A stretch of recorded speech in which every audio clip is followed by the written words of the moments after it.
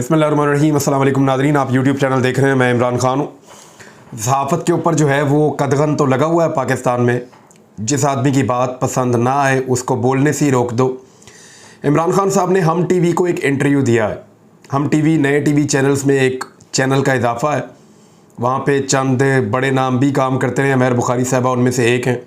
मालिक साहब भी उसमें काम करते रहे और भी कुछ और मेरे दोस्त हैं, जानने वाले हैं। शिफा यूसुफजई साहबा ने एक इंटरव्यू किया इमरान खान साहब का, साबिक वज़ीर आज़म का, लेकिन वो इंटरव्यू नशर नहीं होने दिया गया हम टीवी के ऊपर। इससे पहले मुझे याद है कि मैंने जब इमरान खान साहब का भी आखिरी इंटरव्यू किया तो इंटरव्यू देने के बाद जब इमरान खान साहब खड़े हुए और जा रहे थे तो उन्होंने मुझे कहा कि अब ये चला देंगे इंटरव्यू। तो मैंने उनसे कहा जी, ये इंटरव्यू जैसे आपने दिया है ये ऐसे ही पूरा चलेगा। अगर उन्होंने ना चलाया तो मैंने कहा फिर मैं नौकरी छोड़ दूंगा, क्योंकि मेरी तो ये बात तय है कि मैं अपना कंटेंट जो है मेरे प्रोग्राम का मैं खुद डिसाइड करूंगा। तो ऐसा नहीं हो सकता। कंटेंट का ही तो मामला है जिसकी वजह से अभी तक मुझे ऑन एयर नहीं जाने दे रहे थे बार बार। तो बोल टीवी की हिम्मत को दाद देनी पड़ेगी कि उन्होंने मेरे साथ जो इंटरव्यू इमरान खान साहब का हुआ उसको भी कहीं से एडिट नहीं किया, और जो समी इब्राहिम साहब के साथ इंटरव्यू हुआ इमरान खान साहब का उसको भी कहीं से एडिट नहीं किया। और बोल टीवी ने कोशिश की, बार बार कोशिश की कि जहाँ पे भी जितनी भी कवरेज वो कर सकते हैं अवामी उमंगों के मुताबिक वो करते रहें और हर पॉलिटिकल पार्टी को मौका दें, ख़ास तौर पे पाकिस्तान तहरीक इंसाफ का मौक़िफ़, क्योंकि पैमरा नहीं चाहता कि वो आए, मौजूदा इम्पोर्टेड हुकूमत नहीं चाहती कि वो आए, या इम्पोर्टेड हुकूमत के जो सहूलतकार हैं, जो बहुत ताकतवर लोग हैं, बड़े बड़े इदारों में बैठते हैं, या आप एस्टेब्लिशमेंट कह लें, वो नहीं चाहती कि इमरान खान साहब का मौक़िफ़ पाकिस्तानियों के सामने आए। तो बार बार जो रोकने की कोशिश की जाती है उसमें बोल न्यूज़ रुकावट डालता है। पहले ARY बहुत रुकावट डाला करता था, लेकिन उसके बाद ARY ने दो बड़े सीनियर सहाफ़ियों को निकाल कर बहुत बड़ी गलती की है, जिनमें से एक अरशद शरीफ साहब हैं और साबिर शाकिर साहब हैं। तो ये दोनों बड़े सीनियर सहाफ़ी हैं। ARY ने उन दोनों को निकाल दिया।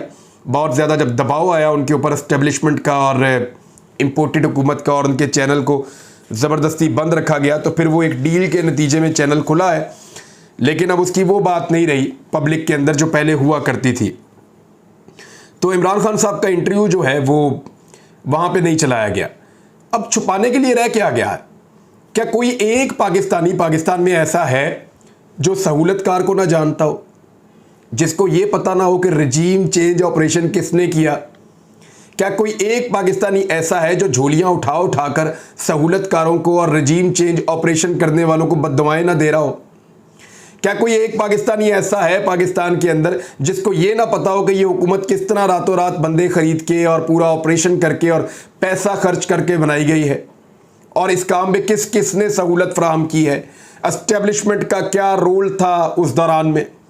सब जानते हैं पाकिस्तान में, सबको पता। और इमरान खान साहब यही बात करते हैं। तो जब इमरान खान साहब ने वही बात करनी है तो फिर बीच में छुपाना क्या है? सारे तो नंगे हो गए हैं, सारे तो एक्सपोज हो गए हैं। तो छुपाकर सिर्फ इमरान खान साहब का भला किया जाता है और इमरान खान साहब की आवाज़ को मज़ीद मजबूत किया जाता है, जैसा कि उनको नाअहल करवाने की भोंडी कोशिश के बाद किया गया है।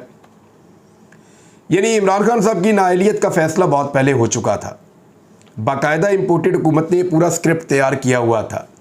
ये कहीं और लिखा गया है फैसला मुबैना तौर पे, जैसा कि इमरान खान साहब के साथियों के बकौल इमरान खान साहब को इलेक्शन कमीशन के अंदर से लोगों ने बताया कि हम मजबूर हैं, हम ये फ़ैसला नहीं कर रहे, हमसे ये फ़ैसला ज़बरदस्ती लिया जा रहा है, हम नहीं करना चाहते नाइंसाफ़ी, हम कानून के मुताबिक चलना चाहते हैं, लेकिन हमें मजबूर किया जा रहा है, हमें थ्रेट किया जा रहा है।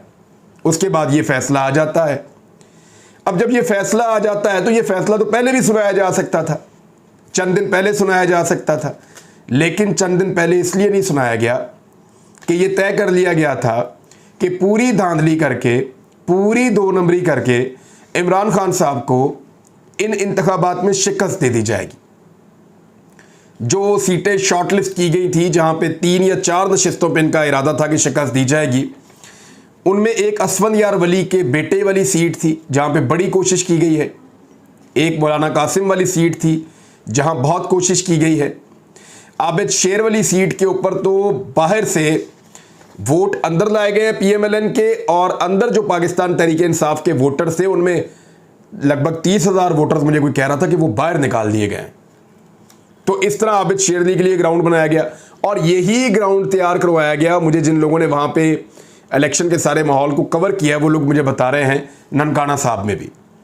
तो ये इतनी बड़ी प्लानिंग थी। फिर कराची से भी एक सीट जीतनी थी, तो इरादा ये था कि 3 से 4 सीटें इमरान खान को हरा दी जाएं 7 में से, और फिर ये कहा जाए कि इसकी तो पॉपुलैरिटी ख़त्म हो गई है, उसके बाद नाअहल कर दिया जाए और इससे ये होगा कि इमरान खान साहब बिल्कुल डाउन चले जाएंगे, उनकी पार्टी टूट जाएगी। ऐसा हो नहीं सका। तमाम तर धांधलियों और 2 नंबरियों के बावजूद इमरान खान साहब ने मुंह तोड़ इलेक्शन हराया है। PMLN को 5 में से 4 नशिस्तें हराई हैं और PMLN के जितने बंदे इमरान खान के सामने आए वो सारे 100% हार गए। पीपल्स पार्टी जो है उसने बड़ी चालाकी से 2 सीटें निकाल ली हैं। एक सीट इमरान खान के मुकाबले में वो तो इलेक्शन ही नहीं हुआ ना, वो तो पता नहीं क्या हुआ वहाँ पे, अजीब किस्म का झुरलू फिरा है वहाँ पे। और एक तो होता है ना छोटा मोटा जो है वो धांधली होना, वो धांधला हुआ है वहाँ पे बहुत बड़ा कराची में, और वो एक सीट उन्होंने बड़ी धांधली करके निकाली। बहरहाल इमरान खान साहब ने जितने इलेक्शन लड़े उनमें से ज़्यादातर सारे जीत लिए और 80% का रिजल्ट दोबारा पाकिस्तान तहरीक इंसाफ ने दिया है। तो फिर उसके बाद इमरान खान साहब को नाअहल करना ये ज़्यादा भारी पड़ गया इम्पोर्टेड हुकूमत को और उसके सहूलतकारों को। हुआ ये है कि हर इस फैसले के बाद या हर ऐसी चीज़ के बाद इमरान खान साहब की पॉपुलैरिटी बढ़ रही है।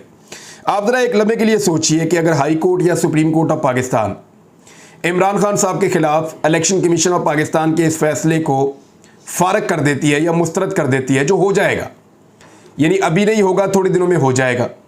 जैसे ही इमरान खान साहब के खिलाफ ये फैसला फारिग होगा तो 2 चीज़ें फौरी तौर पे इस्टेब्लिश हो जाएंगी।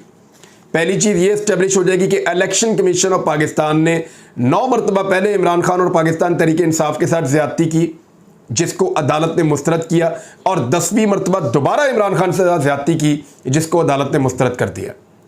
एक तो ये शिकस्त हो जाएगी इलेक्शन कमीशन की, और इलेक्शन कमीशन के ऊपर एक बहुत बड़ा धब्बा लग जाएगा, जो 2 दिन गुजरने के बावजूद अभी तक तहरीरी फैसला जारी नहीं कर सका। यानी कुछ सोशल मीडिया के ऊपर पेपर्स घूम रहे हैं कि जनाब ये वो फैसला है जो लिखा हुआ है, लेकिन आप गौर करें तो उसमें भी दस्तखत नहीं है अराकीन के। फैसला तो लिखा लिखाया दे दिया, फैसला तो अपने मनपसंद चैनल्स को भी दे दिया और वहाँ पे चल भी रहा है, वो दिखा भी रहे हैं, लेकिन दस्तखत नहीं करवा सके अभी तक सबसे। तो क्या वो लोग दस्तखत करना नहीं चाहते? ये एक बहुत बड़ा सवाल है। और इसमें चीफ इलेक्शन कमिश्नर की जो अहलियाँ हैं उनको एक अहम ओहदे के ऊपर भी नवाजा गया है, उसकी भी खबर छप रही है। और चले वो तो मौजा ही मौजा, यानी 5 घी में और सर कढ़ाई में, इस तरह तो होता है फिर इस तरह के कामों में। बहरहाल ये जो हाई कोर्ट और सुप्रीम कोर्ट ऑफ पाकिस्तान से, इन दोनों में से किसी भी जगह पे इमरान खान साहब जब वापस अहल हो जाएंगे इलेक्शन लड़ने के लिए, तो ये उनकी एक बहुत बड़ी इखलाकी फतह करार दी जाएगी। और ये जितना आने वाले इलेक्शन से करीब होगा उतनी बड़ी फतह होगी इमरान खान साहब की। अब इमरान खान साहब के साथ इस वक्त फड्डा क्या है जो सब लोग चाह रहे हैं? वो इमरान खान को सिर्फ एक नुक्ते पर लाना चाहते हैं और एक बात मनाना चाहते हैं इस वक्त, लेकिन इमरान खान साहब वो बात मानने के लिए तैयार नहीं है। एक तो बार बार गुस्सा दिलाते हैं, कोशिश करते हैं, कल बड़ा माहौल बनाया, बड़ी आंसू गैस फेंकी, ये किया वो किया, कुछ भी करके इमरान खान को गुस्सा दिलाएं और उनसे फौरी तौर पे लॉन्ग मार्च का ऐलान करवा दें और एक एहतजाजी सियासत की तरफ ले जाएं। लेकिन कमाल समझदारी से इमरान खान साहब ने एहतजाजी सियासत को रोका, लोगों को कहा अपने घर वापस जाओ, लेकिन इसके बावजूद इमरान खान साहब के ऊपर दहशतगर्दी का मुकदमा दर्ज किया गया। यानी छोटी सी बात होती है, छोटा सा एहतजाज होता है। ऐसा एहतजाज 1000 मरतबा मौलाना फजल रहमान ने, बिलावल ने, मरियम ने, हमजा ने, ये सारे लोग रोज़ाना करते थे इस तरह के एहतजाज। एक छोटा सा एहतजाज भी कहीं पे होता है तो दहशतगर्दी के मुकदमे दर्ज करती है फाशिस्ट हुकूमत, एक डरी हुई हुकूमत, एक नाकाम हुकूमत, एक ऐसी हुकूमत जिसने मईशत से लेकर गवर्नेंस तक पाकिस्तान को निशाने इबरत बना दिया है, जिसको लाने वाले सहूलतकार रोज़ाना अपने कानों में उंगलियां दबाकर जो है वो आवाज़ें ना सुनने की कोशिश करते हैं जो लोग बेचारे निकाल रहे हैं, लोग बेचारे बिलबिला रहे हैं। सहूलतकारों की ये हालत हो गई है कि वो अब इनको बद्दुआएं भी नहीं दे सकते। यानी उनको किस किस तरह के वादे करके ये मनाया गया था कि आप सहूलतकारी करें, हमें हुकूमत में लेकर आए, हम ये कर देंगे 6 महीने में, हम 2 महीने में ये कर देंगे, 3 महीने में ये हो जाएगा, फलां मुल्क से इतना पैसा आ जाएगा, इकॉनमी को यूं आसमान पे ले जाएंगे, महंगाई को यूं ज़मीन पे ले जाएंगे, हर चीज़ बर्बाद कर दी पाकिस्तान की। अब सहूलतकार भी मुंह छुपाते फिरते हैं, ये हुकूमत वाले भी मुंह छुपाते फिरते हैं।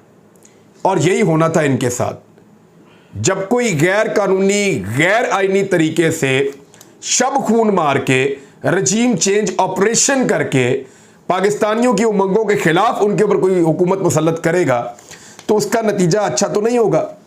तो इमरान खान साहब को गुस्सा दिलाने की कोशिश की जाती है कि वो एक एहतजाजी सियासत ऐसी करें जिसमें कुछ नुकसान हो जाए, कोई बंदे शंदे मर जाएं, तो उसका फ़ायदा उठाया जाए और इमरान खान साहब की सियासत पर बैन लगाने की कोशिश की जाए। कोई एमरजेंसी टाइप पाकिस्तान के अंदर डिक्लेयर की जाए, वो उन सारों को सूट कर जाएगी इस वक्त। लेकिन इमरान खान साहब ऐसी कोई गलती कर नहीं रहे। ना इमरान खान साहब ऐसा कोई लॉन्ग मार्च अनाउंस कर रहे हैं जिसके नतीजे में टेंशन हो जाए या बढ़ जाए, तो इमरान खान साहब वो भी मौका नहीं दे रहे किसी को। तो मैंने आपको बताया ना, एक बहुत बड़े आदमी को बहुत ज़रूरी काम है नवाज शरीफ से और इस हुकूमत से, लेकिन वो काम हो नहीं रहा और नवाज शरीफ साहब ने साफ इनकार कर दिया है। अब वो काम करवाने के लिए इमरान खान साहब अगर लॉन्ग मार्च निकालें और एक दबाव बढ़े तो फिर वो बड़ा आदमी जो है वो अपना काम निकलवा सकता है ब्लैकमेल करके, लेकिन मौका मिल नहीं रहा और इमरान खान साहब ये मौका देने के मूड में भी नहीं है। अब जुम्मे वाले दिन वो लॉन्ग मार्च का ऐलान करने जा रहे हैं। इससे दोबारा सबकी आंखों में चमक आई है कि शायद ये सारा मलबा इमरान खान पे डाला जा सके, शायद हमें कुछ और टेंशन क्रिएट करने का मौका मिल जाए। लेकिन इमरान खान साहब ये मौका नहीं देंगे। एक सरप्राइज़ है जो आने वाला है और बड़ा ही मज़ा आएगा पाकिस्तानियों को, क्योंकि इमरान खान साहब ने कहा है कि पाकिस्तानी इसको इंजॉय करेंगे, सूरत हाल ऐसी ही होगी और आप देखिएगा कि होगा क्या। इमरान खान साहब इनको कैसा सबको सरप्राइज़ देंगे। अब इमरान खान साहब को सिर्फ एक नुक्ते पर मनाने की बहुत कोशिश की जा रही है। सब उनको इस बात पर मना रहे हैं, ठीक है खान साहब इलेक्शन करवा लेते हैं, आप ज़रा एक मेहरबानी कर दें। आप मेहरबानी ये कर दें कि आप हमें ये गारंटी दे दें कि आप दोबारा नैब के कवानीन को सख्त नहीं करेंगे, आप दोबारा जिन केसेस को हमने बंद किया है उनको नहीं खोलेंगे, ये जो NRO 2 हमने लिया है इसको रिवर्स नहीं करेंगे। क्योंकि सबको इस बात का पता है कि इमरान खान साहब इस मरतबा जब हुकूमत में आएंगे तो बैसाखियों के साथ नहीं आएंगे, बगैर बैसाखियों के आएंगे। वैसे तो ऐसा लगता है कि वो 3/4 अक्सरियत से आ जाएंगे, यानी 75 से 80% सीटें वो ले सकते हैं, लेकिन 2/3 अक्सरियत तो उनकी पक्की है। और अगर कोई सारा पाकिस्तान रल के कोई 2 नंबरी कर भी दे, झुरलू भी फेर दे, फिर भी 2/3 अक्सरियत नहीं होगी तो इमरान खान साहब की अपनी इंडिपेंडेंट हुकूमत तो होगी ना, बैसाखियों के साथ तो नहीं आएंगे।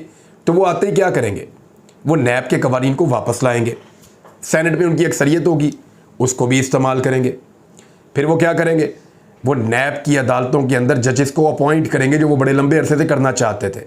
ये सारे केसेस दोबारा खुल जाएंगे जब कवानीन रिवर्स हो गए तो, और जब ये केसेस दोबारा खुल जाएंगे तो इन केसेस के अंदर ये बंदे फिर पकड़े जाएंगे, फिर दोबारा रिकवरी होंगी, फिर कौम का लूटा हुआ पैसा बरामद किया जाएगा।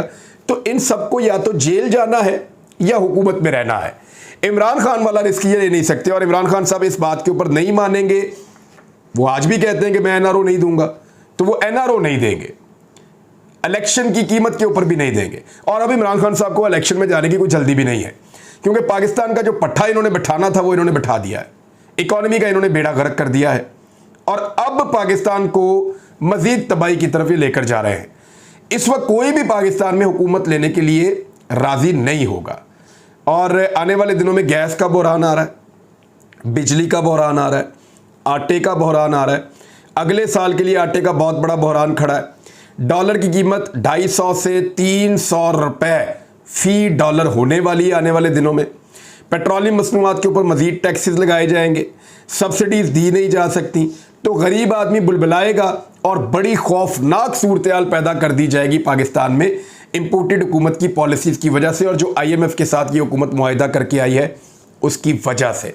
तो कोई भी नहीं चाहेगा कि इतना बड़ा बोझ बिला वजह अपने कांधों के ऊपर उठा ले, तो इमरान खान साहब तो नहीं चाह रहे और ना अब उनको वो वाली जल्दी है इलेक्शन लड़ने की जो उनको पहले थी, और ना वो चाहते हैं क्योंकि टेंशन क्रिएट हो जाए दोबारा से, तो इसलिए वो जल्दी जल्दी कोई लॉन्ग मार्च या इस तरह की चीज़ भी नहीं देना चाह रहे जिसमें कोई एमरजेंसी की सिचुएशन लगा दी जाए या कोई तीसरी कुव्वत फ़ायदा उठाने का कोशिश करे। तो ये सब कुछ वो नहीं होने दे रहे। अब फ्रस्ट्रेशन इतनी बढ़ गई है कि मोहसिन शाहनवाज रांझा की मुद्दत में इमरान खान साहब पर इक़दाम कत्ल का मुकदमा भी दर्ज करवा दिया गया है, दहशतगर्दी के मुकदमे भी दर्ज कर दिए गए हैं। एक तरफ कहते हैं कल एहतजाज के लिए निकला कोई नहीं, कोई भी नहीं आया, एहतजाज ही नहीं हुआ, लोग ही नहीं थे। दूसरी तरफ दहशतगर्दियों के और इक़दाम कत्ल के मुकदमात दर्ज करवा रहे हैं। और मुकदमात कौन दर्ज करवा रहे हैं? गाड़ियों की डिक्कियों में फिरने वाले। मैंने आपको बताया था ना कि एक आदमी है, PMLN का बहुत करीबी है और एक बहुत ताकतवर आदमी के भी बहुत करीब है, और वो वज़ीर आला पंजाब बनने के ख्वाब भी देखता है। मैंने आपको उस बंदे के बारे में बताया था कि वो PC होटल रावलपिंडी में जाकर रहता था। ये होटल GHQ के बिल्कुल करीब है, और यहाँ से सुबह उठकर वो GHQ में जाता था गाड़ी में बैठ के, और बूट पॉलिश का आगाज़ वहाँ से होता है। तो ये जो बंदा GHQ के अंदर जाता था, इसी बंदे की गाड़ी की बात हो रही है, और इसी बंदे की गाड़ी की डिक्की की बात हो रही है, जिसमें वो छुपा कर ले जाता था जनाब मोहतरम शहबाज शरीफ साहब को, तो गाड़ी की डिक्की से वज़ीर आज़म हाउस तक। वैसे एक मुझे वाक़या बड़ी अच्छी तरह याद है, आर्मी चीफ़ ने एक ब्रीफिंग रखी, सबको बुलाया, तो उसके बाद शहबाज शरीफ साहब ने अपने साथियों को ये हुक्म दे रखा था कि आप सब ने ना आर्मी चीफ़ को घेर लेना है, पीपल्स पार्टी को, PTI को, किसी और जमात को आर्मी चीफ़ के करीब नहीं आना चाहिए। तो सब ने मिलकर, नून लीग के जो लोग वहाँ मौजूद थे, राणा सनाउल्लाह थे गालिबन, मरियम औरंगज़ेब थी, कुछ और लोग थे, इन्होंने ना घेर लिया। नून लीग के लोगों ने आर्मी चीफ को घेरने की कोशिश की, और शहबाज शरीफ साहब के हाथ में बोतल थी और वो आर्मी चीफ के सामने चले गए, और उस किस्म की उस दिन बूट पॉलिश का आगाज़ हुआ था। वहीं से तो ये सिलसिला शुरू हुआ था। बहरहाल अब तक के लिए इतना ही। अपना ख्याल रखिएगा, अपने चैनल का भी। अल्लाह हाफ़िज़।